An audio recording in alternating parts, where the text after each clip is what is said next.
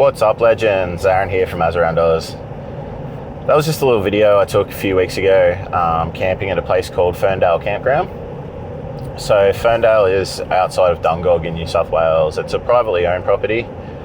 You pay per night, and it's a very trusting system still, which is good to see. But you book in, I'll put the details down below, but you book your site, but when you get there, you fill out the book, and then when you leave, drop your money in an envelope and drop it in the box there. I didn't know that at the time. I was lucky one of the owners happened to be around, so I could pay FBOS, but I wouldn't guarantee that anyone's going to be around. I didn't really see anyone for the 3 days that I was there apart from that. So take some cash with you if you're going, but awesome little spot. They got a creek that runs through there. You can swim. There's you can jump off the rocks and all that. Lots of wildlife and bird life, as you saw, some cows wandering around and that. So I didn't do a lot of filming because the weather was pretty ordinary. It sort of rained most of the time, not heavy, but I didn't want to be walking around filming the whole time. But you know, beers were cold, fire was hot, it was awesome. So I recommend checking it out if you're in the area, if you're looking for a place to go for the weekend. That's a good spot. I just got back from another camping trip that I'll get into in a little bit, but I just thought it'd be a good time to have a chat and just to let you know my story and why I'm doing this and what I hope to achieve and what you can hopefully get out of it as well. So back a few years ago, 2021, during COVID, obviously it was a rough time for everyone.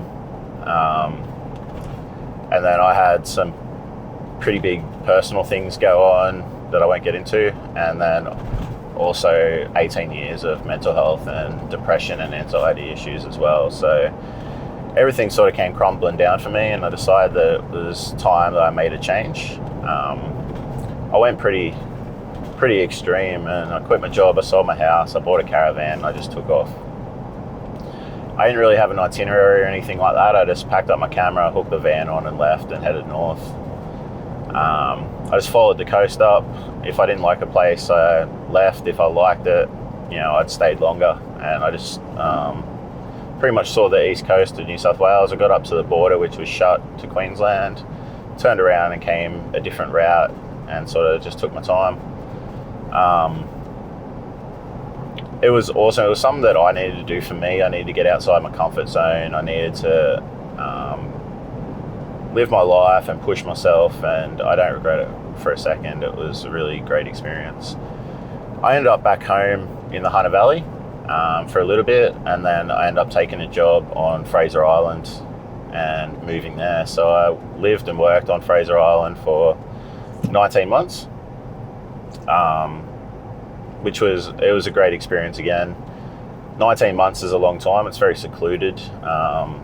All the things that you take for granted on the mainland, you don't have. So just to go to the shops, you got to take the first barge across to the mainland, get the last barge back, and you're kind of limited by those barge times. So it's quite secluded, and the turnover for staff is obviously very quick. 3-4 months, because of that being so secluded. So 19 months there. I said great experience. I loved it.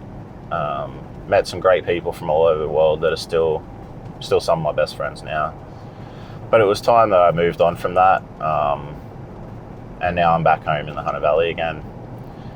I don't know what the plan is, but I'm sort of doing this channel just because mental health issues are a lot more common these days, and it's a lot more spoken about, but I think we need to keep talking about that. And growing up, I didn't have anything like that. I grew up in a time where rub some dirt in it, men don't cry and all that sort of stuff. So I'd like it to be spoken about still a lot. It's not going to be a mental health channel like that, but if I can help show someone that you're not bonded by this health issue, and that you can still enjoy and still have happiness, and you deserve happiness, then that's good for me. It's not going to be a mental health channel. It's just going to be a mixture of things. I'm going to go camping, I'll do videos, so you might see some cool spots that you want to visit. I'm currently doing an install video. I'm changing over and upgrading all the 12-volt system in my caravan. So if that's something that you're looking to do in your car or your caravan, but you don't know where to start, or you're not sure about some things, those videos might help you out as well. And other than that, just anything, you know, I get something for the car, or I'll throw a video up, or it's just going to be sort of that sort of thing. So I hope you can follow along with the journey, and I hope you can get something out of it as well as me. And yeah, looking forward to it. Like I said, I just got back from camping, so I went to a place called Lake St. Clair. It's near Singleton in the Hunter Valley. It's a place that I've been quite 3 or 4 times now, and it's one of my favourite places to camp. It's a big man-made lake. Let me see if I can get this right. So it was originally built as part of the Glennies Creek Dam project to help with the overflow of the Hunter River.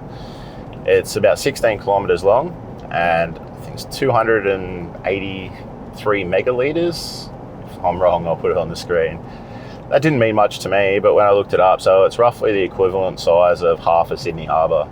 So it's a massive, massive lake. And there's great boating there. You can take your boat out, take your jet skis out, go skiing, go tubing. It's really good fishing as well. They do a lot of comps there, and I think March last year they released 70 or 75,000 new bass into there as well. So really good fishing. There's a new playground, big playground that's opened up for the kids since last time I was there. Interesting enough as well, it's named after the homestead that now lays beneath the water after the dam was completed. I think it was 1987 or something like that. So yeah, really awesome place. I love it. Might be the last time I go there.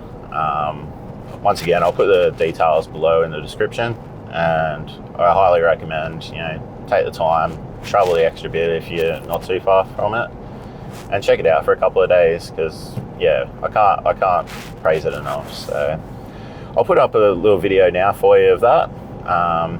And yeah, thanks for listening. It's just something I just wanted to sort of get that out of the way and tell you a little bit about myself and that. So hopefully you subscribe and follow along on the journey, and I'll catch you guys in the next one. Cheers.